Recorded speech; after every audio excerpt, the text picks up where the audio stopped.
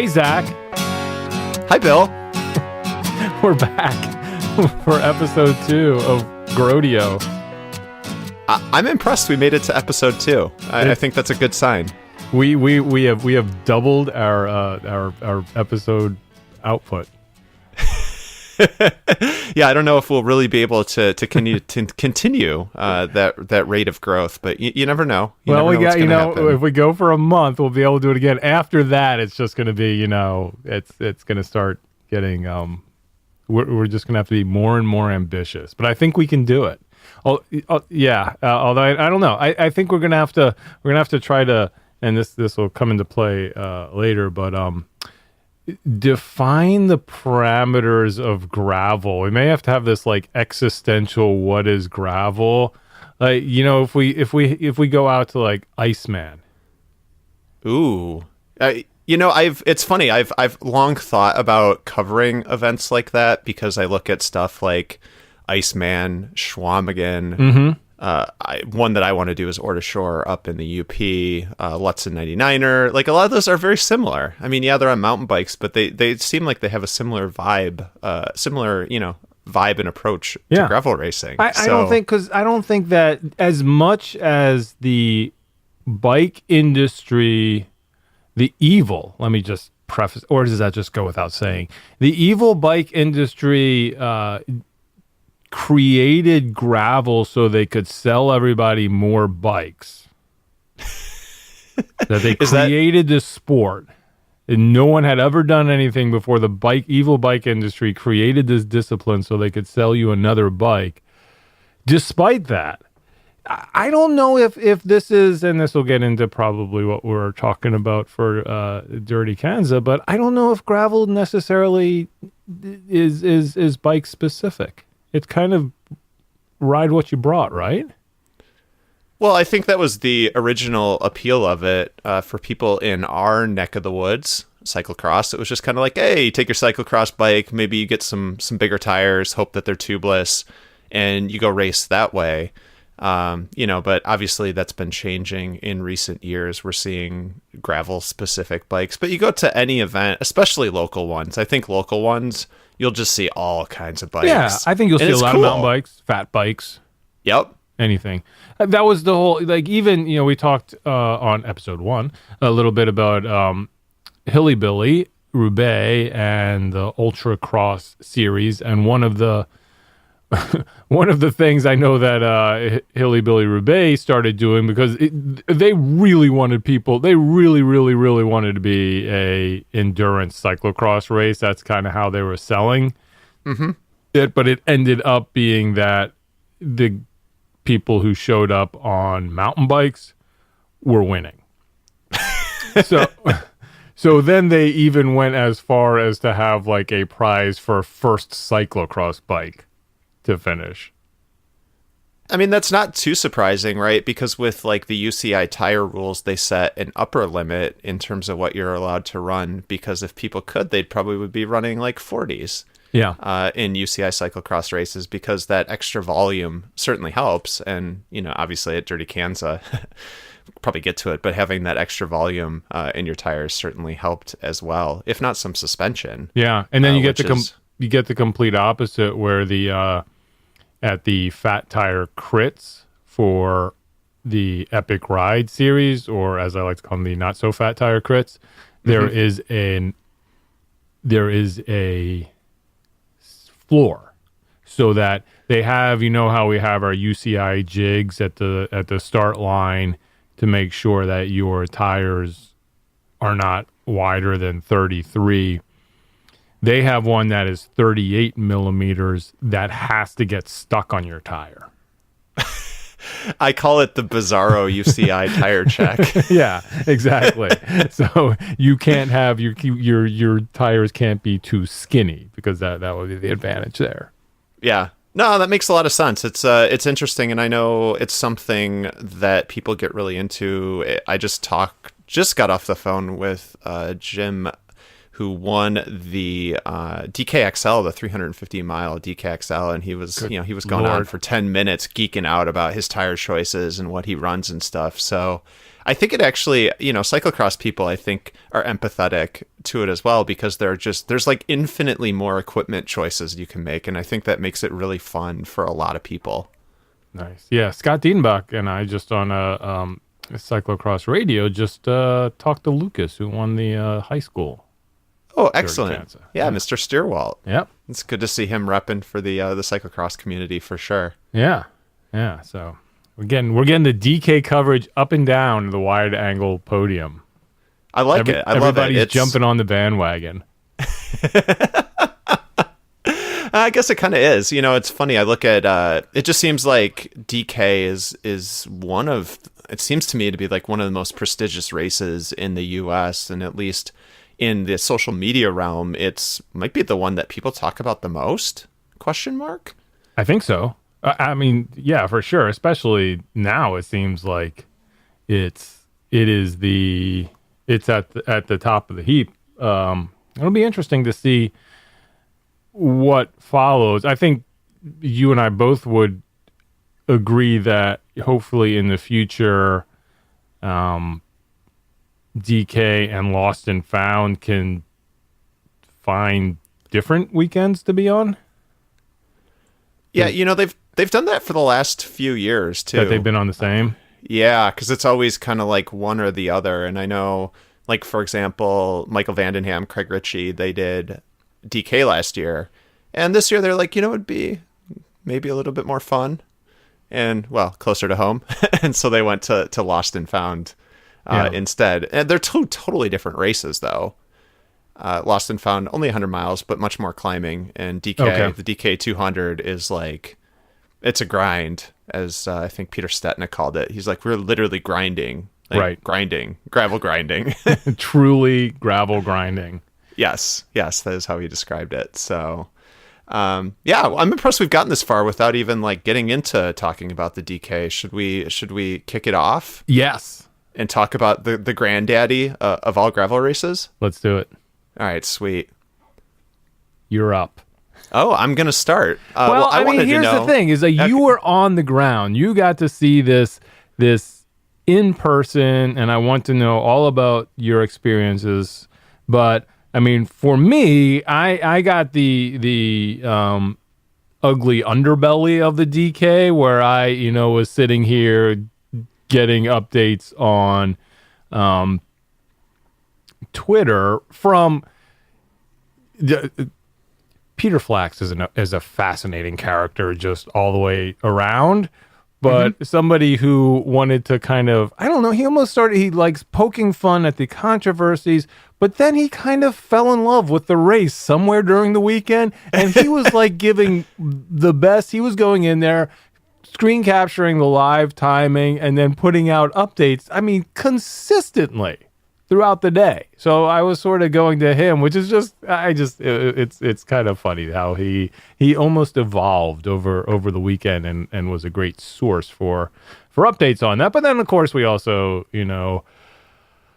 got aero bars ad nauseum, potentially disc wheels, not disc brakes, but actual disc wheels in there that were maybe coming out, and all of the other stuff on the ancillary of the actual racing, and and which I want to get into, and I think we just should save like all this other stuff for afterwards. But even before that, I think when you were already out of cell range, I mean, my big question, there was this whole controversy on the purity of gravel and all of this kind of stuff, and the straw man that got built up around this race was that people, and this was pretty much the quote, people are saying that the pros are ruining Dirty Kanza.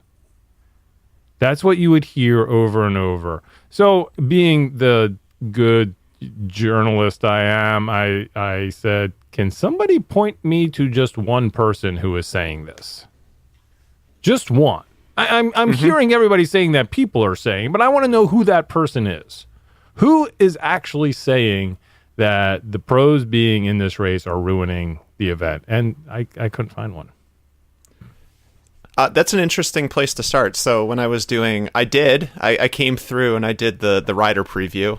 And of course, there was at least one, you forgot about so-and-so, you know, which I guess is to be expected, but I pulled it off. But, just for the heck of it, I went and did a list of winners. I like history. I'm a history guy. And, I like the idea of who's the winningest rider in this race.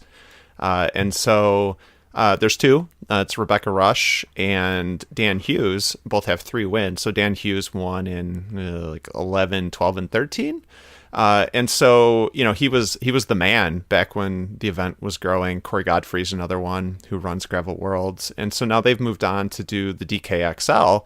The race has certainly gotten faster. You even have Gary Hoswald won in 2015. And so I think like any event, I view it as an evolution. I mean, I think it's an evolution, right? Like you used to be a Kansas gravel grinder. It was a lot slower. You could win. Then some other people, your Amanda Naumans, some other people hey, this looks like fun. And they got a little bit faster. And all of a sudden the people who were winning before couldn't. Then some more fast people, Ted King was a retired World Tour pro. More pros were doing it. It got faster. So I don't know. I think it's an evolution, and I think it was inevitable that World Tour teams were going to look at it. I think they got, ultimately as an athlete, your job in a way is to provide value for your sponsor. And I can guarantee you that both Trek Segafredo and EF Education First got great value from having their athletes go to the event over the weekend. They were interacting with fans. They were smiling. They were taking pictures. They hung out, after the finish, really embraced. It seemed to me they really embraced the experience, and they suffered. Yeah. Oh, did they suffer? Because it's hard. Yeah. So, right. And we talked about it some last week as well. And I think part of the reason that I don't think this criticism, if there actually is criticism other than some people on Twitter, is that it's, if you're an amateur racing this, they are of no consequence to your enjoyment of the event. They're not getting in your way. They're not, taking any glory away from you. Everybody still gets to do their race and gets to try to, do it the best they can. And then there's that group up front, which is also kind of fun to follow. It sort of gives a way for everyone else to get involved. It really is the perfect situation in that it's good for those riders and it's good for their sponsors. It's also good for the event in that it put a lot of eyeballs on the event. And I know that there are people who are probably like, this is something that I need to do now to do this race. And here was the other, just as I'm sort of emptying out all this from my mind. But the other thing that I thought was great that I really didn't fully grasp, that is pretty obvious yet pretty genius that they do, is all of the different distances it just has this built-in incentive for somebody to come back. If you are doing the 25 mile this year and you're like, okay, I've done that, I can go do the 50 mile next year. I can work my way up to the 100 mile. Maybe someday I'll be able to try the 200 mile. There's all of these little stepping stones yet at the same event, which I think is a pretty cool way to do it. Can I guess, opinionate for a bit? Please. So I went to my first DK last year, right? And I think a lot of people, I'm like, oh, DK, it's a big deal. Pretty cool. Man, I fell in love with that event. It is incredible. I one event that comes to mind that reminds me of the vibe was the World Cup Waterloo this year, which you were at, and you can attest, it was a party. And I think what's really cool and why I think gravel is growing is because it is so inclusive. And we see, there was the shadow world going on Twitter, commenting on aero bars and whatnot. But what gravel, you go to these events and it just really celebrates everyone doing something that's difficult for them. So if all you can do, if 25 miles is hard for you, you go do that. You have a great accomplishment. If 50 is hard, that's your stretch goal. Do it. For those of us who maybe can do 100, the 200 becomes your stretch goal.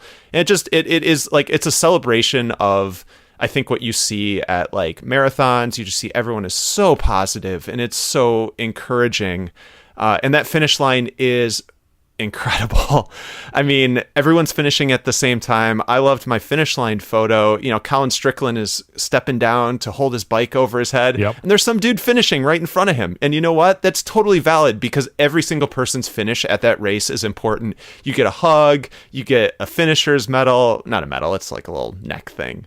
But it's just like, I don't know. Like, it just seems like to me, and maybe this is only in the online space, but there's so much negativity in cycling and there's none of it at this event. And so if you're wondering why gravel is growing and why people go back to the Dirty Kanza and why, you know, these events are sprouting up everywhere, that's why. Like, really, from the ground level, that is why people are doing these races. Yeah, and even to the you know, the thing that, again, we talk about sponsors, we talk about interaction with the outside world as well as people who are participating, like Chase to Chase, the thing that Salsa Cycles does. It's great. It's, you know, and you get these awesome pictures of this Chase Lounge out in the middle of nowhere. Everybody loves it. I think there are people who probably do this event or any other events that they're at because of that. You know, that it's something that they know is going to come up somewhere within the race. And yeah, I think you're right. It just sort of goes along with that same vibe. My question for you is that, like marathons, have we gotten to the point now where people have snarky signs on the side of the road? Like you're doing it for the t-shirt or whatever other marathon type signs are out there? No, we have, you know, I didn't see any of that. I think the one I can remember is, yeah, I mean, like, a lot needs to be said, and I guess this is, you know, something we could potentially touch on later on, but a lot needs to be said about the community of Emporia. Like, last year, I was just out in the middle of nowhere, mile whatever, 80-something, and this woman comes out, and she's just like, oh, she has a sign, she's like, go so-and-so, and I'm like, oh, you know, friends. She's like, oh, no, they stayed with me this weekend, so I just wanted to come out and cheer them on. And I was like, oh, that's what? awesome. Like, you know, that's just like the kind of support the community provides. And I made a point this year, you know, they keep the finish open until I think midnight. And I made a point after getting results up and stuff to go back downtown to the finish. And it was, you know, night. And there were still just hundreds, 1,000 people just down there cheering people in, giving out high fives, you know. And this is 6 hours after Colin finished and 4 hours after Amity finished, you know. It was just so cool. It's so cool. Like, they've created something special. And go once. I mean, the suffering's hard, and if you do the 200, I guarantee you'll say, I'm never doing that again until it comes time to sign up the next year, and you'll probably sign up and do it again. Have you talked to anybody from the city just on economic impact or anything? I'm sure it's huge. I not like numbers wise. I ran into they have like a Emporia Main Street director, and I ran into him, and I was like, "Oh, you're doing a great job." He's like, "Am I?" He looked really stressed out. But no, I mean, they embrace it. Like, you know, the brewery was open at 8 a.m. on Sunday morning. You know, they make sure that everyone has everything at their hands that they need to have a great time. Mm-hmm. Yeah. What is some of, I guess, the, God, I it's not even criticism. So some of the noise, I guess, around this is people, especially when we were getting into this whole like gravel purity argument, is that, you know, this is now a Lifetime Fitness product, you know, and it's the Garmin Dirty Kanza, and I mean, I don't know if you have any thoughts on this. I couldn't really wrap my mind around why this was a bad thing. I mean, it seems like the type of thing that in cycling that we're dying for somebody to come in and actually put money behind events. Can I make a punk rock reference? Please. I know you love it, right? I mean, isn't that the same thing that happens in punk rock? Yeah. It's like, oh, we want to be big and make it, and then you make it, and everyone's like, wait, you made it? Yeah, why'd you sell out? You know, I think it's interesting. Has gravel sold out? There's the question. You know, I would be curious. I think, you know, and I think if Amanda Naumann's listening, I think she's the yet undisclosed GROADIO episode 3 guest. Yes. So she has a lot more experience with how this event has grown. But, Jim Cummins, I think, has always kind of had, and Leland Danes, I'm sorry, Jim Cummins is the co-founder, and Leland's been involved for about the last 6 or 7 years. I think they've had like this good vision of where this event can go. And so they essentially created this grassroots event that turned into like the biggest thing in American cycling. And so I talked to them about that, and they were kind of like, well, grassroots means different things. It doesn't mean small necessarily. And, this year I had my eye out to see if anything was different, and it felt the exact same as last year. Jim is there Jim is at the finish line from like, 2 until midnight, welcoming people home. There's folks welcoming people home, every finisher. So I don't know. I didn't necessarily see it. Although I have heard, there are rumblings that there are talks of moving the event, and that would be, an impact that I think Lifetime would have. Really, like out of Kansas or just out of Emporia or? Out of Emporia. Okay. I don't want to start rumors. It's been out there. Yeah. People have talked about it. People told me about it when I was there. So I guess it's a thing. But I don't know the source on that. So I think that would have a big impact. I think Emporia is such an essential part of the event. Just the way the community, right? Because read anything that people talking about cyclists. They're like, cyclists are the worst. We hate cyclists. Please go away, cyclists. And they're just like, no, please come to our city. And we are going to embrace you wholeheartedly. You are so welcome to join this community, to be a part of this community, and to come have this event. And I don't know. I think Emporia is like inextricably linked with the success of that event, in my opinion. Yeah. All right. Let's get into some racing. Okay. All right, cool.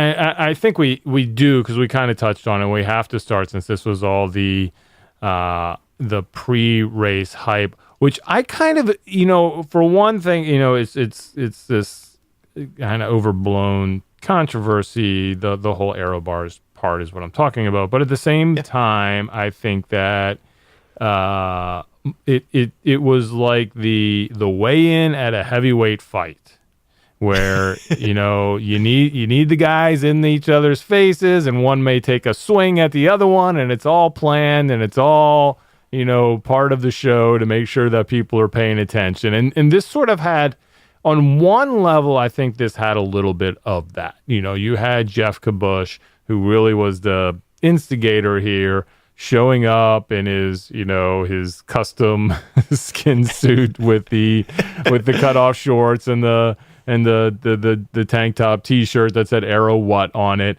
But I think, and this is what I want to get your take on, is that it is an actual issue worth talking about. And I think what everybody wanted to turn it into was that it's not in the spirit of the race to have aero bars, that you should just race on a normal drop bar bike, and that seems like an unnecessary advantage. I think Kabush's take on it really was more from the same reason we don't want aero bars in the group ride, or we don't want bar ends at a cyclocross race, in that in these mass start events, it's just it's dangerous. If you're in a group and you crash and you have aero bars, it's dangerous. Those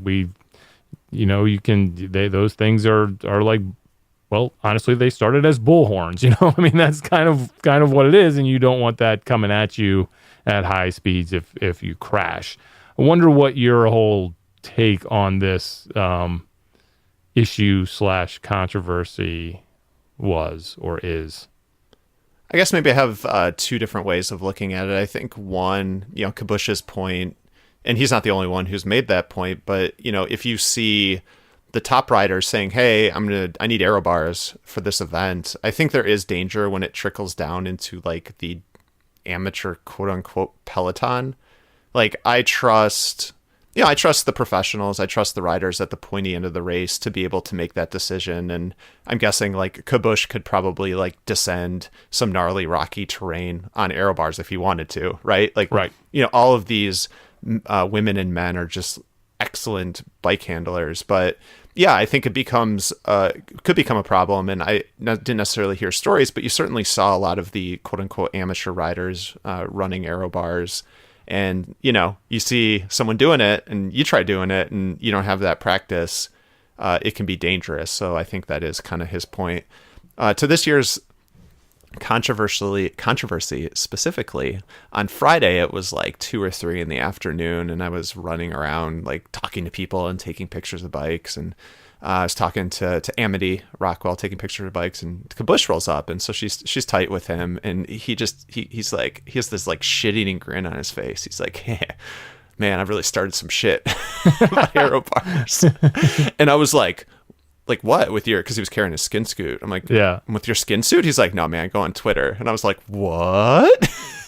So I kind of missed it. I think that it was intentional on his part, Yeah. To kind of stir things up on Friday. And, either way, I saw like Peter Stetno reacted, and, in a way, I think reacted. Yep. But I think that's good in a way, because it showed, they want to be part of this community and they're trying to understand like how it goes. Right. I thought it was good. I myself would not take Kabush seriously. But I've seen his videos about, training for cyclocross by chugging beers or whatever. So, if you know the guy, he's been around for a few years. Yeah. I don't know. And it seemed like it was a point of pride. I think Lachlan Morton was like, we went 1-2 in the non-aero bar category. Yeah. So we're good. It was Alex Howes, I think. So I think over the course of the interactions, it seems like they all kind of embraced it and kind of made those decisions, Yep. So let's talk about a little bit about the race. So we had, what did we add? We had, Alex Howes and Lachlan Morton, and then Taylor Finney, all from EF. Yep. And Taylor kind of, what happened to him? He just kind of seems like he disappeared pretty early. As I like to say, the Kanza gods, i.e. the gravel, was not kind to his sidewalls. Oh, okay. There were a lot of flat tires. Like the guy I just talked to on DKXL, he was just like, look, just embrace that you're going to flat. Yeah. Embrace it. But Finney flatted pretty early. I think he went down. There was this section from mile like 26 to 30 that was like super gnarly, and that's when the whole group was still pretty close together. And you may have seen the photo that Will Matthews took of Amanda Nauman sending it ahead of that section, because she had kind of like anticipated that being in a group in that section was a really bad idea. And so people that I talked to who were a few minutes back, they're like, yeah, we just saw like pros and podium contenders just strewn on the side of the road fixing flats. Yeah. So he got hit by flats. I'm looking at the results here. Can you, what does division mean in the results? I think it might just be men and women. It may also be age group. They do 5-year age groups. Okay. It's probably age group. Let's see. 32, 31. Yeah, that makes sense. Wait,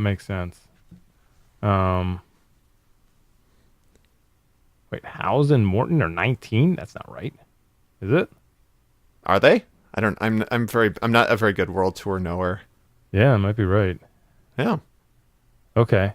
Well, then that would make sense, because they were actually first and second in their division, and then Strickland and Stetno, who were both in their 30s, were first and second. Those old men. Yeah. The old men in the 30s category, the 30 to 34. Yeah. So, and again, I was talking about like the three EF guys, and you had Stetna and Kale Reinen. Yep.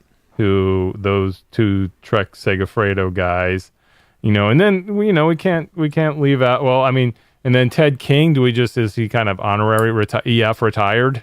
Is he? I think he's on his own now. He's very much retired. He's left that behind. I don't know. Very much retired. Still, we'll get to how the race paid all out, but still finishing in the top 10 is not too bad. But then, we also had these other pretty, upcoming pros out there. I mean, these guys are younger than, I guess, the EF guys, but like Lance Hayden was out there, and Gage Heck out there. Did you talk so Gage ended his ride early, but also coming back from the concussion, coming back from basically taking the road season off because he was forced off his bike. Did you talk to Gage at all? I did not. Okay. I didn't get a chance to catch up with him. But yeah, why don't you just go through what sort of played out with this top group, and we'll start with the men and then head over to the women. Sure. I think last year it was kind of interesting to me hearing discussion of, talking about teams and attacks and stuff like that. I think to me, it was very instructive to understand how a gravel race typically plays out. And it really is a war of attrition. There's a lead group, and more often than not, you want to be in that lead group. And, the pace will get set, folks will get popped off. And once you get popped off, like generally speaking, you're not coming back forward. So it was kind of interesting. I thought it was funny. I told you I posted the preview, and one of the one that I got was like, "Oh, you forgot about Christian Meyer." I was like, "Oh, I've no idea who that is because he hasn't really done any gravel events. But he's a former World Tour pro, and he just sent it from the get-go." Oh, really? Like when I saw him, yeah. So when I saw him at mile 20, he already had like a 5-minute gap on the rest of the field. And so I think it lasted. I mean, he held it through the first checkpoint, and then I'm assuming he flatted because he dropped back like super quick. But it's really hard to solo for 200 miles, right, at a gravel race like that, especially with so much firepower. To be fair, Ashton Lambie did do it in the 100. So if you're Ashton Lambie in the 100, you can solo for 100 miles.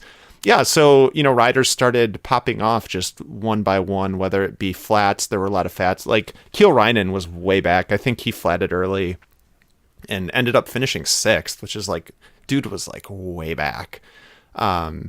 Yeah, so guys just started popping off. Mile 85, I saw the group, and I saw Colin Strickland. I know him from Gravel Worlds last year. He was dangling. It turns out he had a flat, so he flatted and had to catch back up.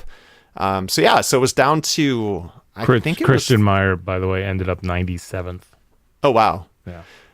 So I think it ended up at about a mile 100. You had maybe about 10 guys left in the lead group. You had Lachlan Morton, Alex Howes, Peter Stetna, Eric Marcotte, former road race national champion, was in there. Mm-hmm. Corey Wallace was in there. Ted King, Josh Berry. I think was Noah Granigan from the Floyd's team might have still been in that group. So, you had some really strong dudes, and Colin Strickland attacked.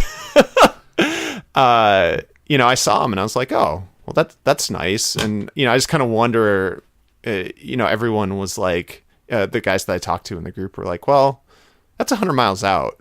Yeah. Nah, there's no way. That right there is the gravel racing, the GROADIO heat check.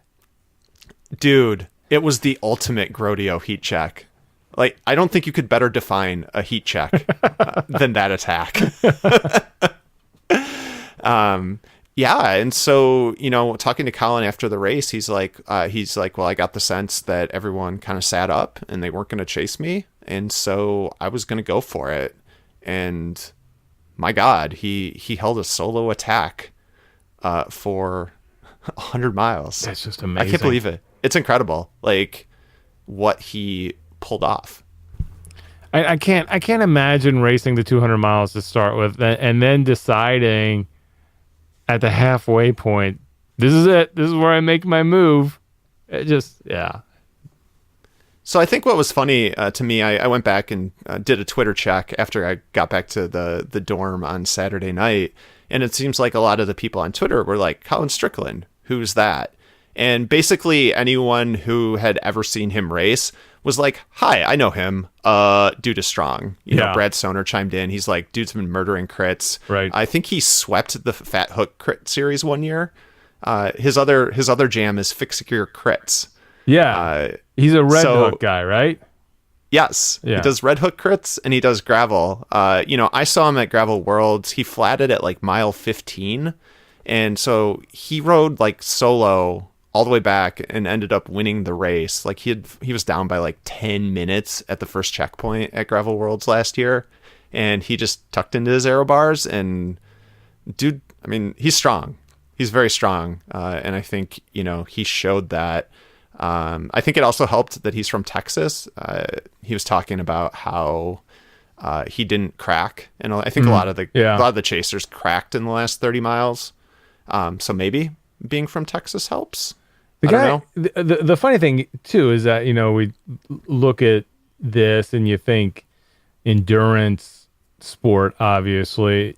Colin Strickland built like a track racer. Yeah. Like he's a ripped. big dude.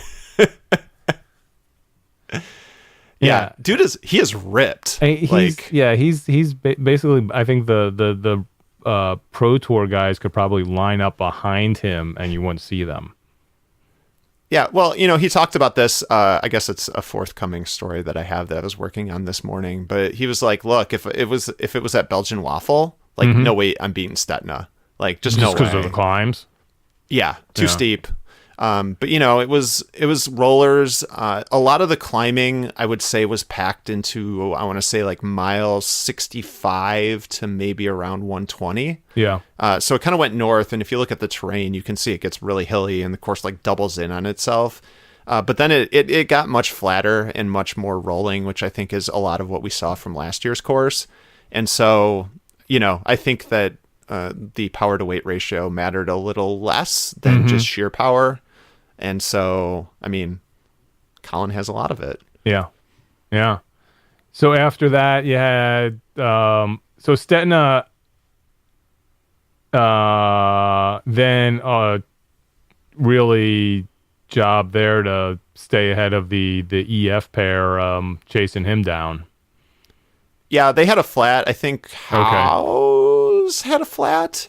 House had flatted, and so they kind of like, Lachlan Morton was kind of like, well, I'm not going anywhere without my teammate, so he kind of waited for him. Okay. But there were huge gaps. I caught him at mile 150 coming out of the second checkpoint, and if you look at the time splits, it was probably about mile 140. It just like, it exploded, and it was just like one person. Yeah. One person.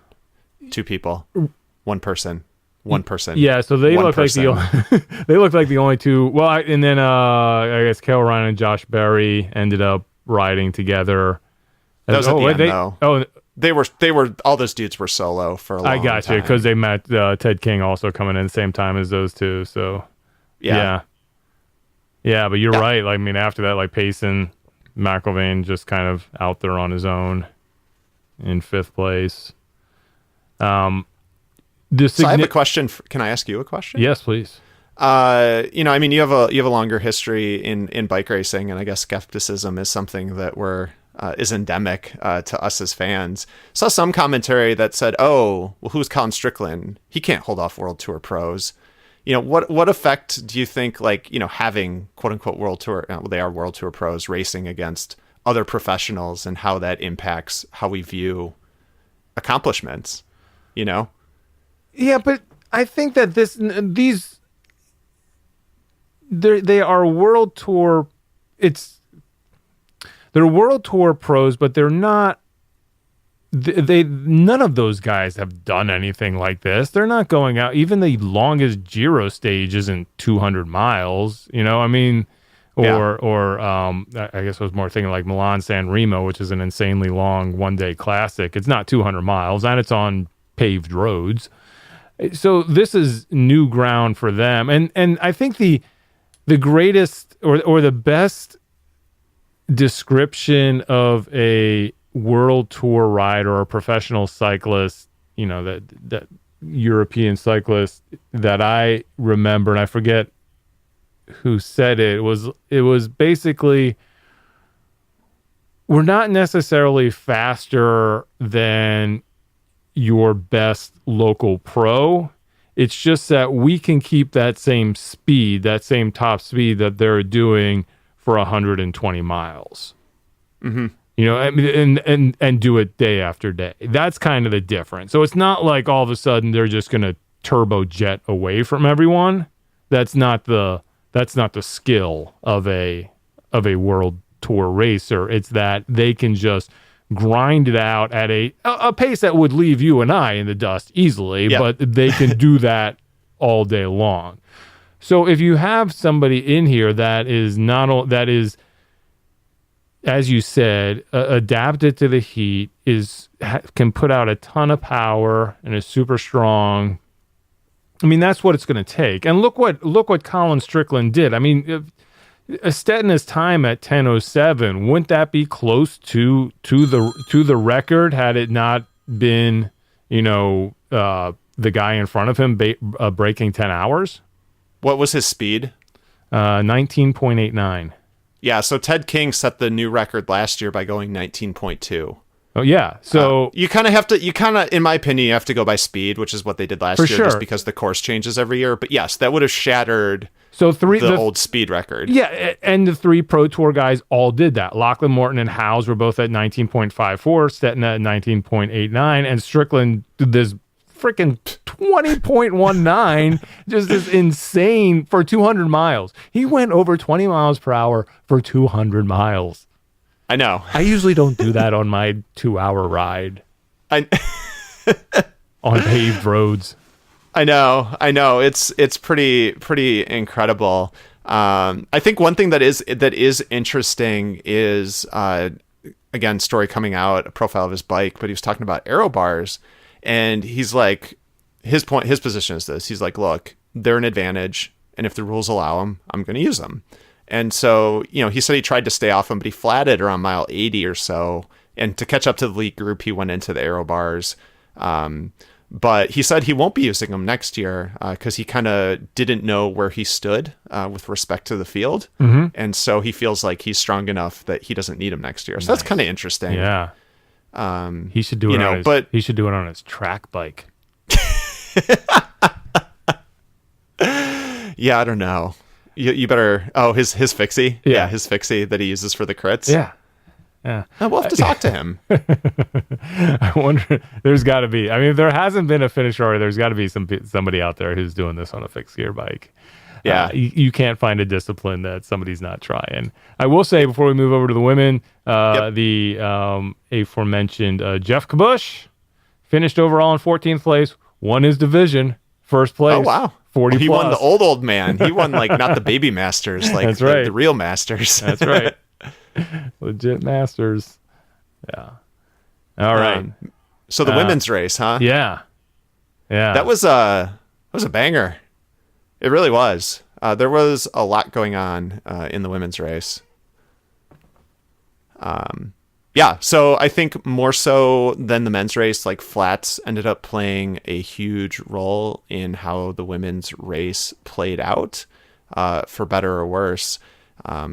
So we talked about some of the favorites, some of the more lesser known riders, I believe, on the first episode of GROADIO. But when all was said and done, you had your first checkpoint at mile 65. It's a mass start. And so, the women are interspersed with the men. And I think, Amanda can speak to this more next time. But I think, making sure you're in the right group does play a huge role for them. Oh, for sure. If, like, for example, if, your competitors hit a group and you miss by one wheel, you could be kind of stuck chasing, 2 or 3 minutes early on just because you missed the group. And so it's a different dynamic. And I look forward to hearing her talk about that specifically. But early on you had, it was Sarah Max, who's a relative newcomer. She put her name on the map at Belgian Waffle. The gravel characteristics thereof are debatable. But she had a great ride there. Amy Charity is from the DNA pro cycling team, and she's actually going to be helping put on a race later on this year. So she was up in the mix there. And then the third rider was Olivia Dillon, who I mentioned was someone that I definitely had my eye on. She crushed it out west last year, beat Katarina Nash twice, which Katarina Nash is pretty good. She won Lost and Found this year, so pretty impressive from her. And then after that, you had Kai Takashita and Amanda Nauman And I'm trying to think the other ride. I know one other. Oh, and Amity. Amity Rockwell were kind of in the next group. So that was kind of your split early on. Around, I'd say mile 90, Olivia. Oh, Alison Tetrick. Cannot feel Can't terrible forget forgetting her. about. No, you can't forget about Allison. She's one of the biggest personalities in cycling and one of the best. So they were. Amy Charity was up in front. Sarah Max had a flat coming out of the checkpoint, so she dropped pretty far back. Amy Charity was in front, but then she flatted, and so eventually, I'd say around a mile 100, Olivia Dillon took over the lead with Alison Tetrick in second. Amy was still in third, and then Amity had moved up to fourth. So this is kind of the story of Amity Rockwell's race. She started out kind of far back. She was maybe around 10th, just slowly moving up, just picking off riders one by one.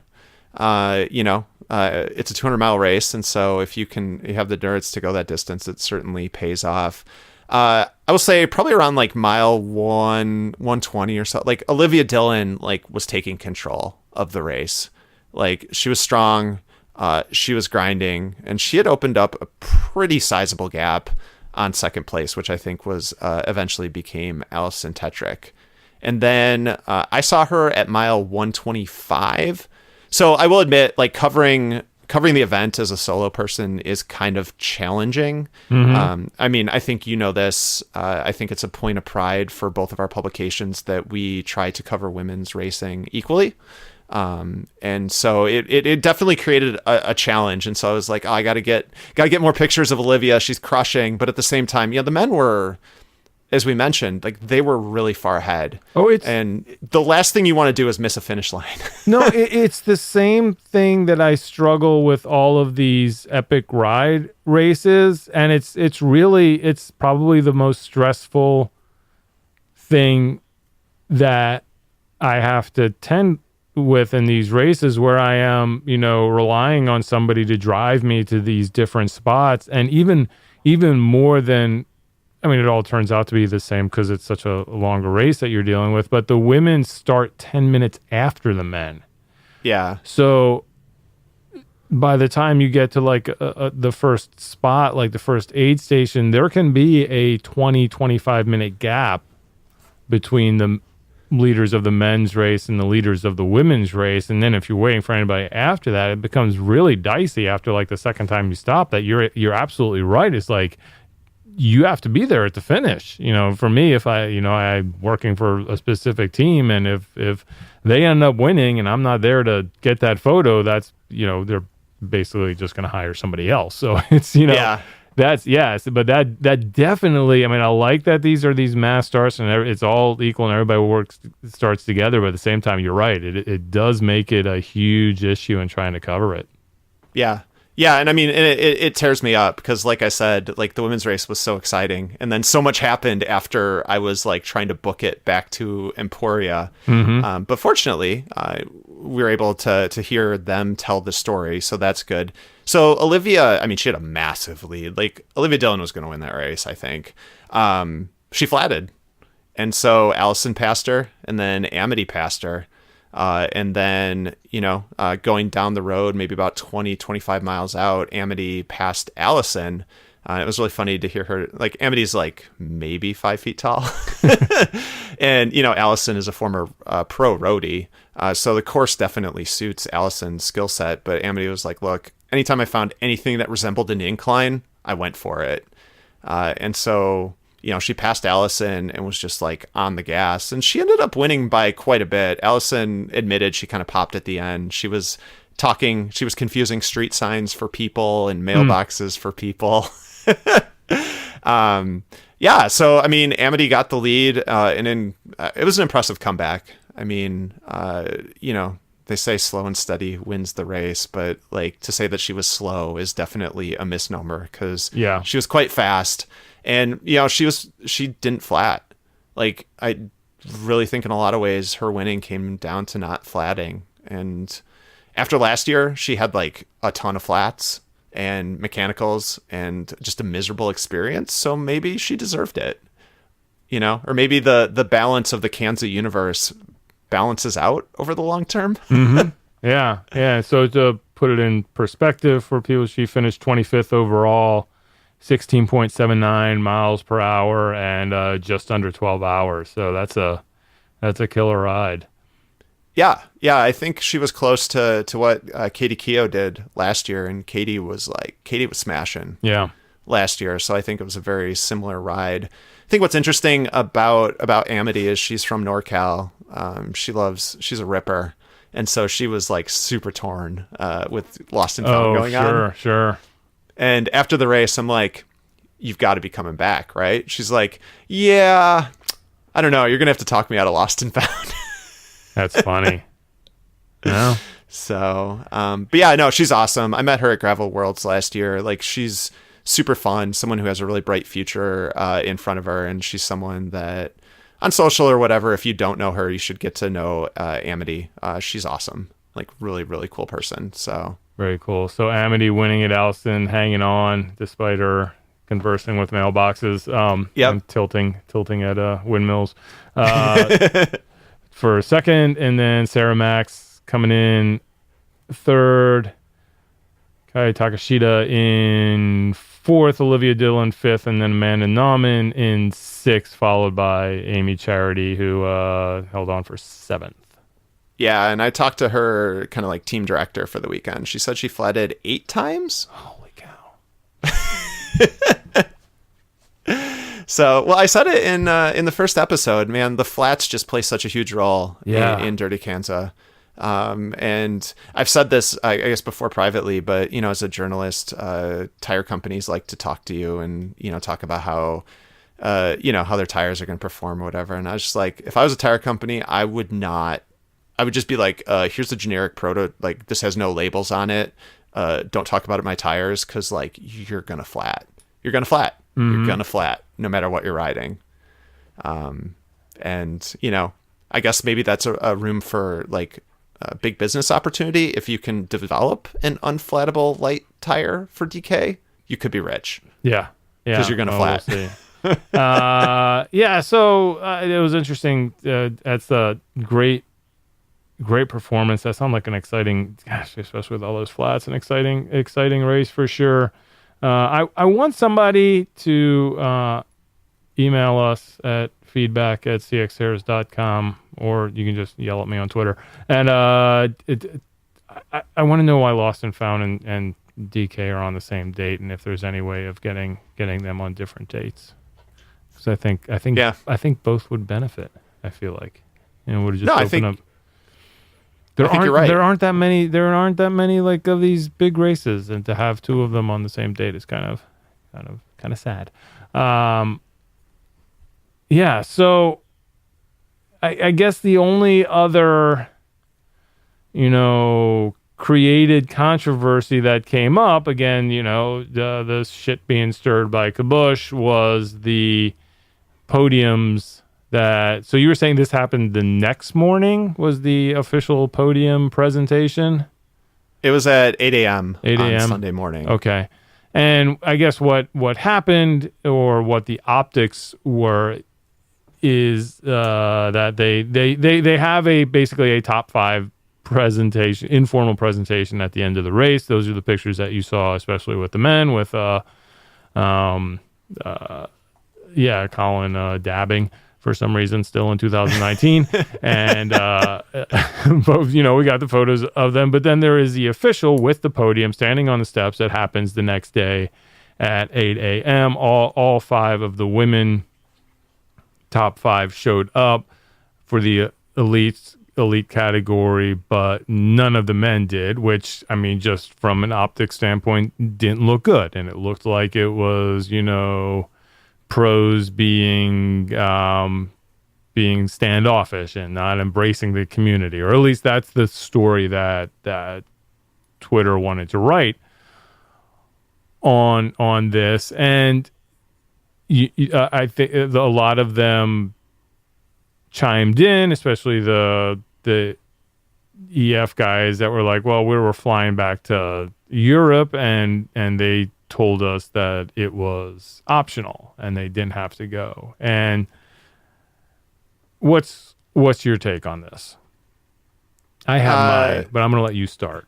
Oh man. You want me to go first? I will. Well, no, I'll go first. I skipped the podium presentation. I woke up at 8:30 and I still felt like I was run over by a truck. And you didn't even ride 200 miles on a bike. I mean, I get it. I know that the EF guys, they had planned their flights. Having not done the event, I'm guessing that if you've podiumed before, like, you know when the podium is, and so you might make those plans.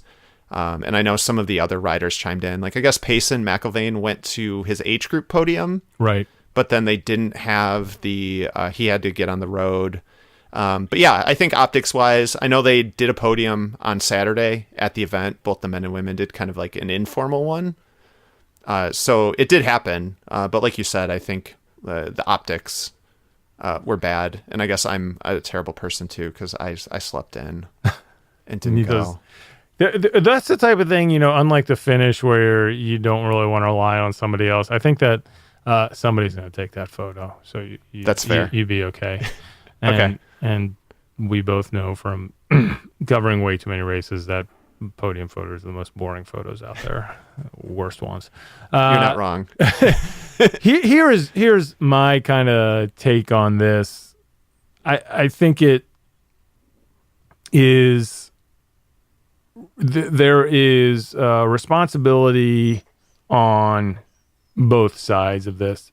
and I actually put the greater responsibility on the race organizer. And we talked about how this race and this event has grown, and it has professional sponsor, and they do such a great job for everyone. And then you also, I think that is a little bit banging heads with this, hey man, we're just out here to have fun, and the spirit of gravel and all that kind of stuff, and we don't want to put too many constraints and rules and stuff on people. But if you're at a point where you're having professional racers show up and you want to have a podium presentation, you cannot use the word optional. You just can't do it, because and I understand if you understand the culture, you should have been there and all that kind of stuff.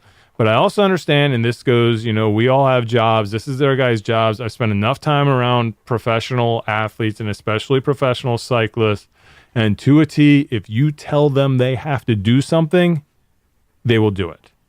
Mm-hmm. They may not be happy about it, but they will do it. If you told them, if you're coming to this event, you need to be at that podium. If you're on it at 8 a.m. the next morning and you just figure out your travel plans around that, they would have done it. But if you say it's optional, then they're going to say, hey, this is saving me, my team $1,000. This gets me here where I can move on to my next thing. And awesome. I'm glad that this is something I'm not required to be at. They're not going to go. So if you want them there, say they have to be there. And that's it. End it. It ends it. Don't make it vague. Yeah, that's fair. I think one thing to me that has been, last year we had many of a controversy go on. It was talked about. It seems like some of this stuff is kind of the quote unquote growing pains of gravel. Mm-hmm. With these new situations, it arises, some stuff happens. But yeah, you can guarantee that if the World Tour teams come to DK next year, like, they will make contingencies. They'll plan their flights around the podium. Right? Like, yeah. I don't think this will happen again. No. So, yeah. It's one of those things. I think there's just so many things that come up, and I think in the social media age do look bad. I think we've talked about this before. Since we're on, sometimes you have access to them, or you kind of see the behind the scenes. You kind of know why things are happening, but they can look really bad. Yeah. Right? And we see this in cross and other stuff like that. Like, we'll talk to each other and be like, well, this is what happened. Right. Yeah. You know what I mean? Yeah. All right. So we are coming up right on an hour, and we still haven't gotten to our power rankings. Uh-oh. I know. Which is, what do we do? Do we get into it now, or do we have this as our DK episode and move on? We're gonna have our little pre-show meeting right now here, an hour in. While we're recording. While we're recording. And No, potentially we're not, on the podcast. We're not editing this out. So what if we what if we recorded a separate power ranking episode? I think that's kind of what I'm leaning towards. I think we I like should that. do that. I think hour is a good podcast time. Yeah. Hey, you know what, Zach? Even though we are only in our second episode and we're still located in the parts bin, Yep. we got a sponsor. What? Yeah. No way. Yeah. It's a wide angle podium sponsor, but I was like, hey, we already got some good traction on episode 1. So we'll be, we're happy to plug Whoop in here in the GROADIO. Tell me more. I think it was the perfect opportunity for people in the gravel world. Whoop is a performance tool that's changing the way people track their fitness and optimize their training. So it's basically like your other performance trackers that you see. It's a wrist worn heart rate monitor that pairs to an app, and then it not only covers your training, but also your recovery, the strain that's putting on your body. It tracks your sleep, and it lets you know when your body's recovered or when it needs rest, or all of the. It's basically just keeping a watch on everything that you're doing and making sure that you can perform at your best, and the times that you can perform at your best, and how your sleep quality, which is very important, and making sure that you're getting all of that in there, and they're giving us a discount. So that's the most important thing. If you use the discount code WAP, you can get 15% off of a 12 or 18th month membership from Whoop. That's WHOOP. And you can go to their website. Holy cow. They need to list their website on here, Zach. That's the toughest thing with this copy. I need the website. Come on, Whoop. I'm going to guess Is it Whoop? Whoop.com. Is it Whoop.com? We're going to go there and check it out. We're both looking This is the now. parts bin version of this. Yeah, go to Whoop.com. Sign up. Awesome. That works well. Use the code WAP. Get a discount. All right. This has been GROADIO. Episode number 2. I like it, man. I think we're doing it. I think it's gonna be much like Dirty Kanza. We are gonna look forward to our growing pains in this. Yes. In this show.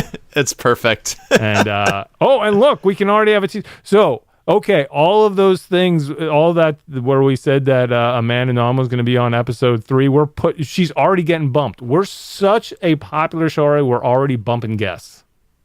She's going to be episode 4 because we're going to do our power rankings next.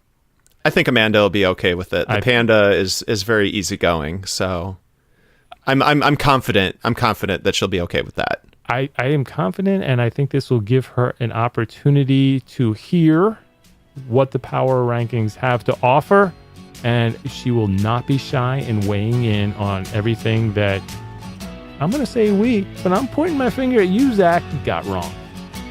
I'm okay with that. Awesome. Good talking to you. You too, Bill.